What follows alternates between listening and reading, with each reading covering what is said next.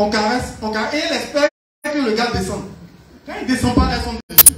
Mais, après, c'est là, quoi. C'est bon. Faut tout dire. Il faut tout dire. La sexualité, madame, c'est le centre du couple. Et moi, j'aime le dire de façon abusive, c'est le seul motif du mariage. Je répète, le seul motif du mariage. Vous savez qui veulent discuter, on pourra le faire après. Oui, j'ai mes arguments. C'est le seul motif du mariage. Donc, quand vous êtes dedans, là, il ne faut pas faire comme ça, pas faire comme ça. Hein? Arrêtez de jouer les faux semblants, arrêtez de tricher. Il faut se donner parce que ça vous sarne là. Ok? C'est bon? La question est répondue. Alors, est-ce qu'on peut applaudir? Il y a la coach Love, Madame Ouattara, qui a quelque chose à dire. Est-ce qu'on peut lui envoyer le micro, s'il vous plaît? C'est la coach spécialiste de tout ce qui est amour. Si elle ne parlait pas, j'allais avoir ça allait être grave. Ça allait être très très grave.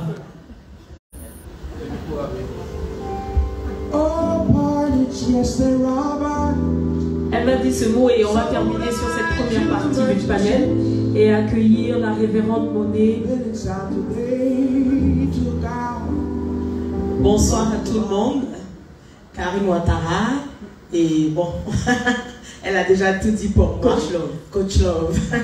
Au fait, je veux déjà féliciter les panélistes. C'est très intéressant tout ce qu'on entend.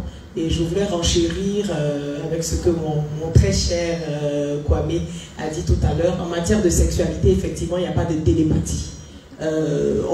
Quelqu'un ne peut pas penser à votre place ce que vous ressentez. Donc, il est important d'exprimer de façon aisée son désir. Et puis, des fois, quand on n'est pas à l'aise à la parole, ça peut arriver parce qu'on ne nous a pas appris à nous exprimer aussi facilement en matière de sexualité. Donc, ce qu'on peut faire, c'est de faire donc des points après chaque bon débat, de pouvoir dire ça a été merveilleux, voilà ce que j'ai aimé, voilà, dans un petit SMS, dans un petit message qui est glissé dans la poche, et puis ça permet de préparer la suite, et puis voilà, on reste épanoui dans la communication.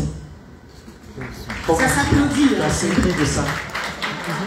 Je vous dis, toutefois que vous voyez ces affiches, ces visuels sur des événements, je vous conseille d'y aller. Je sais de quoi je parle. Je ne sais pas pourquoi le sexologue ne l'a pas encore dit, comme il n'a pas eu 5 minutes. Parce qu'on prépare le corps de la femme. Depuis le matin, je sais qu'il y a une conquête. Je commence à envoyer des SMS, langoureux. Mais si vous pensez que vous allez venir sauter la nuit, à la même seconde, et puis la personne, le corps de la femme se prépare. Et on a envie de dire, moi je dis, même si on n'a pas parlé, pendant, il y en a qui disent, ah je n'ai rien ressenti. Tu étais où quand on cultivait le désir sexuel? On le cultive à deux. Je prends la main, je vais poser cette main, même si je ne dis pas, je mets où je veux qu'on me touche. On peut le faire. Et chaque fois, nous attendons que ce soit l'homme qui vienne vers nous. Ah, je suis fatigué. Est-ce que c'est manger? C'est manger physiologique. Parce que c'est la nourriture du corps. Donc, il ne faut pas dire, ah, c'est exagère. Voilà. Ceux qui sont en direct, là, je vous conseille de venir nous trouver ici. Parce qu'il y a des secrets qui sont livrés. C'est important. Et comme il l'a dit, la sexualité est la première cause des divorces. On dit les jolies femmes ne savent pas faire l'amour. Est-ce que c'est vrai? C'est pas vrai. On dit, moi, je viens chaque fin de mois, je donne mon argent. C'est vrai. Hein? Mais et l'autre côté là-bas, il faut t'améliorer aussi quoi. Applaudissez s'il vous plaît. Je vais laisser la parole au sexologue pour terminer ce premier niveau de panel. Je voulais rajouter que pour les pratiques sexuelles, on va juger peut-être déviants, hein, telles que la sodomie, je ne sais pas, il y en a beaucoup. Lorsque le monsieur ou la bonne dame te propose quelque chose qui ne va pas avec ta religion, qui ne va pas avec ton éducation, qui ne va pas avec tes valeurs, il ne faut pas te braquer et dire, il faut faire ça avec tes beaux dehors là-bas. Beaucoup de femmes ont dit ça à leur mari. Et effectivement, il a fait la go dehors. La moitié de son temps est resté dehors. La moitié de son argent est resté dehors. La moitié de son cœur est resté dehors. Donc, ce sont des erreurs à ne pas faire. Ce que vous pouvez faire, c'est, ah chérie, vraiment, je ne pense pas que je peux supporter. Hein? Donc, prochainement. Et quand il devient plus insistant, l'astuce, c'est que, bon, ok, je vais mettre mon doigt, hein, là-bas, on va voir si ça te fait mal. c'est que je ne vais pas accepter. Donc quand vous mettez le blanc, vous savez ce que vous devez faire pour qu'il refuse. Le non, ça sera. Voilà. Donc il faut négocier le jamais se battre. Voilà. Est-ce qu'on peut applaudir, s'il vous plaît? Merci beaucoup, excellent. Monsieur Kwame, merci beaucoup, Madame Pouan, ça a été un honneur. On va les laisser repartir, s'installer et on va recevoir avec les ovations. Bien nourri. Je dis signer au salon du coaching qu'on peut entendre des choses comme ça. C'est bien fait, là, c'est bien fait pour la qualité de ce que nous avons entendu. Est-ce qu'on peut applaudir? Grâce à toi, je te laisse annoncer tes prochains invités. En tout cas, quand j'ai eu à cœur d'inviter les panélistes que voici, je n'ai pas pensé moins que ça. Et on n'est pas au bout de nos surprises. On n'est pas au bout de nos surprises. Pourquoi? Eh bien parce que qui parle de famille, qui parle de couple, parle aussi d'arrière-plan. Parle aussi de facteurs qui parfois dépassent le physique, d'aspects qui dépassent l'intelligence. Et sur cette question-là, je le dis, je le répète encore à qui veut l'entendre, jusqu'à ce que vous soyez saoulés. Pour moi, la meilleure dans ce domaine-là n'est personne d'autre que celle que je vais introduire maintenant. Elle est donc présidente des églises Centre chrétien de transformation monde, parce que ce n'est pas seulement qu'en Côte d'Ivoire, c'est partout dans le monde que cette église est représentée. Je voudrais, sous vos évasions, que nous recevions la révérende Jeanne Monet. On reçoit la révérende Jeanne Monet qui va intervenir sous le thème famille et couple, rôle de la spiritualité dans leur stabilité. Est-ce qu'on peut continuer d'applaudir mon bonne arrivée? Je profite en même temps pour introduire une autre personnalité. Cette fois-ci une personnalité institutionnelle. Nous l'avons rencontrée à son bureau et nous avons trouvé une femme d'une extrême simplicité. Et moi, ce qui me marque chez cette femme, c'est son sourire. Je ne sais pas comment elle fait, mais c'est incroyable. Tout au long de l'échange qu'on a pu avoir avec elle, ce sourire-là ne partait pas. Et même quand elle avait des questions sur des aspects qu'elle ne comprenait pas, ce sourire-là ne partait pas. J'ai nommé la directrice donc de la promotion de la famille, Madame Sekouma, qui nous rejoint sur ce panel, et l'aspect institutionnel de notre approche sur l'accompagnement des familles et des couples. Elle interviendra sous le thème « Quelle politique gouvernementale en faveur des familles et des couples en Côte d'Ivoire ?» Je vous laisse donc en compagnie de mon frère et binôme, coach Roland Sombo. Donc pendant que le coach Sombo va prendre le relais avec Priska, alors c'est au nom de Dieu qu'on se pose une question. On a entendu le sexologue, on a entendu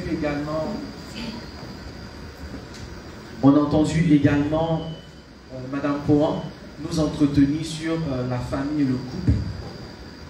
Si on a fait tout ça, on est belle, on est bien entretenu, on fait ce qu'il faut, on est un homme responsable, et que malgré tout, les choses ne vont pas bien, on se pose donc la question, est-ce qu'il n'y a pas une dimension spirituelle qui pourrait expliquer ceci ou cela? En tout cas, révérende, on voudrait que vous puissiez nous entretenir sur la dimension spirituelle dans l'accompagnement des couples et des familles.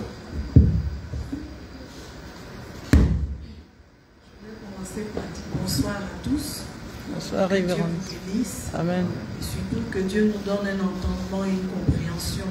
Parce qu'une chose est de participer à de tels moments, une autre chose est de comprendre ce qui se dit et l'objectif qu'on veut atteindre en le disant.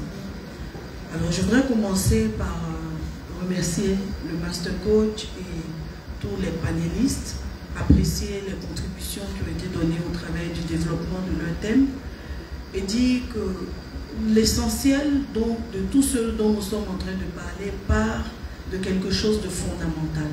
Cette chose fondamentale pour moi, c'est la constitution de la famille. Comment est-ce que la famille en elle-même s'est constituée? Bien des fois, nous pouvons assister à des choix de conjoints qui se sont faits sur base d'options physiques ou d'options professionnelles, de profils de carrière,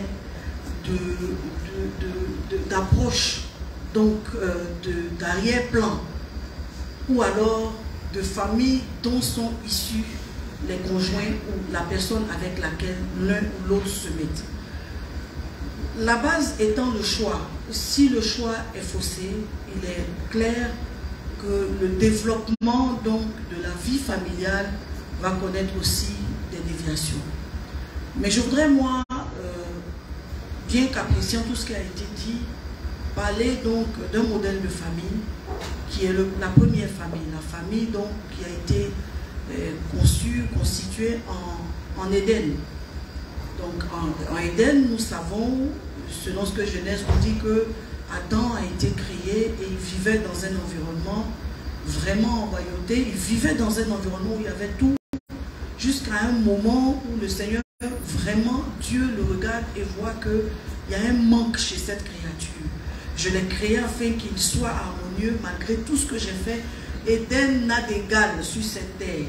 Éden était vraiment ce qu'on peut espérer de plus glorieux, de plus paisible pour un cadre dans lequel un homme peut vivre.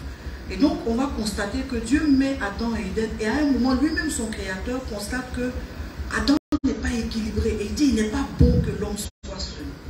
Mais alors, il n'est pas bon que l'homme soit seul. Vous allez constater que Dieu va lui créer une aide. Il va façonner une femme, la tirer de l'homme, et espérer que cette femme rende Adam heureux. Et quand cette femme sera mise dans le jardin, on va voir par la suite Adam la découvrir, et Adam ne même pas attendre qu'elle lui soit présentée, dit c'est celle qu'il me faut. C'est celle qu'il me faut. Effectivement, en apparence, de manière dans sa constitution physique, c'est celle qu'il lui fallait. Mais est-ce que dans la maturité, c'était elle qu'il lui fallait? C'est là que vient le point d'interrogation.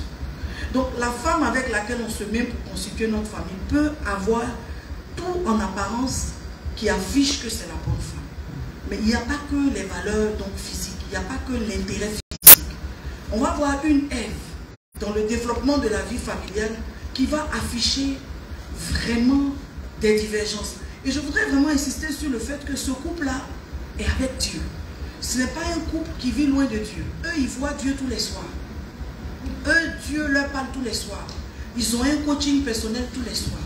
Et pourtant, c'est un couple qui va avoir des difficultés. Vous voyez l'importance de la spiritualité et jusqu'où va amener le développement ou la chose de la spiritualité dans le couple. Donc, ils vont être dans le jardin et puis on se rend compte que Adam n'a pas, avec Ève, vraiment la communication qu'il faut. Ça voudra dire que dans le couple, la communication, ce n'est pas juste le fait de se parler, mais c'est ce qu'on se dit. L'intérêt de la communication dans le couple repose sur ce qu'on échange comme information. Adam n'échange pas les bonnes informations avec Ève. Les carences de Ève dans le cadre de la gestion familiale vont l'emmener à tisser des relations extérieures qui vont mettre la famille en mal. À la fin de la journée, pourquoi est-ce que cette famille a échoué? Oui, parce que cette famille a échoué. C'est vrai qu'ils sont restés mariés, mais de quel mariage? Un mariage où les enfants s'entredéchirent et même ils vont jusqu'à s'entretuer. Un mariage où, à la fin, ils ont été chassés de la position sociale dans laquelle ils étaient. Ils ont perdu leur relation avec Dieu. Donc, est-ce que cette famille a réussi? Non. Mais pourquoi cette famille n'a pas réussi? Parce que l'homme n'a pas joué sa responsabilité, il n'a pas joué son rôle. Il est important de dire que c'est un homme qui donne la vision de la famille. Bien sûr, il va s'accorder avec la femme. Mais c'est l'homme qui dit, voici, je t'épouse pour que nous menions ou bien nous ayons une famille qui va dans telle orientation. Dieu s'était révélé à Adam et Dieu lui avait dit ce qu'il attendait de lui. Adam n'a pas été capable.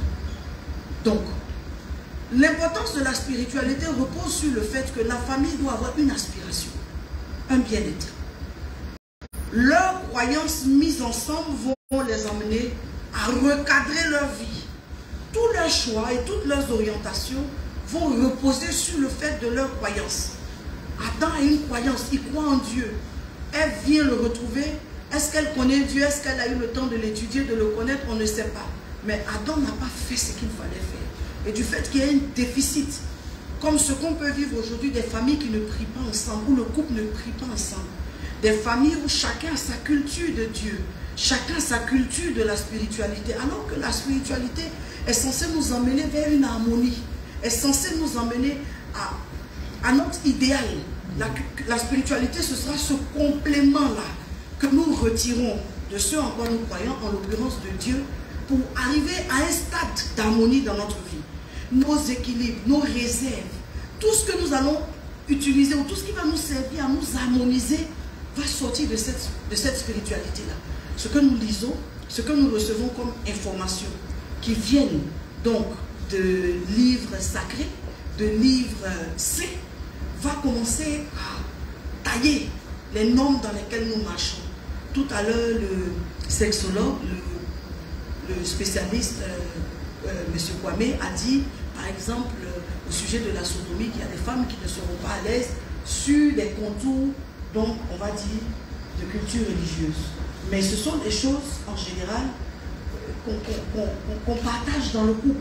Ce n'est pas des choses qu'on découvre normalement. Parce qu'on a une spiritualité. L'homme qui vient me prendre sait que j'ai une foi en Dieu.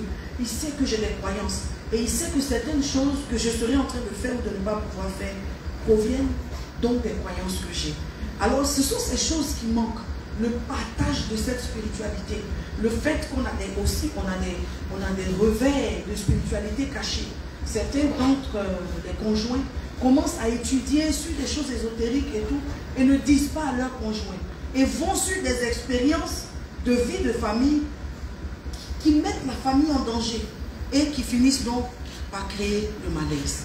Voyez, en revenant sur le couple vit heureux et vit bien quand la spiritualité est au cœur. Pourquoi? Parce que déjà, ils partagent sur ce en quoi ils croient, sur ce à quoi ils aspirent, sur ce qu'ils voudraient. Et le fait que cet aspect puisse manquer va rendre ce couple-là à rechercher, n'est-ce pas, dehors ce qu'ils auraient pu trouver dedans. Et c'est le cas de Adam et Ève, eux-mêmes. Ève avait une certaine culture de Dieu, donc cette crainte de Dieu qui faisait qu'il y avait des choses qu'il ne pouvait pas faire. Mais Ève n'a pas eu de difficulté à le faire parce qu'elle n'avait pas, n'est-ce pas, cette crainte de Dieu et cette culture de Dieu. Cette culture de Dieu. Donc, la spiritualité est essentielle pour l'équilibre des familles. La famille va tourner autour des nous pouvons, nous ne pouvons pas. On doit, on ne doit pas. On fait, on ne fait pas. On prie à telle heure, on ne prie pas, ou on jeûne ou on ne jeûne pas. La spiritualité va aider la famille à se forger. Et quand elle-même sera agressée par le combat spirituel, par des esprits qu'on va dire, qui nous viennent des arrière-plans, des esprits de famille, parce que bon, on a muté aussi dans nos spiritualités. Les parents avaient leur approche spirituelle qui était liée donc à de l'idolâtrie. Nous sommes devenus aujourd'hui des exerçants d'une spiritualité qui est très chrétienne ou très musulmane et qui repose sur des textes, qui repose sur des écrits, ce qui n'était pas la même chose du temps de nos parents. Donc, de par notre choix de spiritualité, nous allons aussi commencer à expérimenter une forme, n'est-ce pas, une approche de vie qui est différente de celle d'avant. Alors s'il n'y a pas cette approche de culture spirituelle, nous rendons la famille difficile. Les habitudes que nous partageons par rapport à nos spiritualités, à nos croyances, nous emmènent à avoir une certaine discipline de vie. Et même quand nous sommes réclamés par d'autres choses à l'extérieur, notre culture de base, la Bible dit que ce qu'on inculque à l'enfant pendant qu'il est enfant va commencer à influencer, à stabiliser sa vie quand il sera vieux. Donc, nous avons cette obligation-là d'établir la spiritualité, 1, dans le couple, monsieur et madame, et 2, dans la famille, monsieur, madame, enfants et personnes vivant dans le cadre familial. Que Dieu vous bénisse. Merci.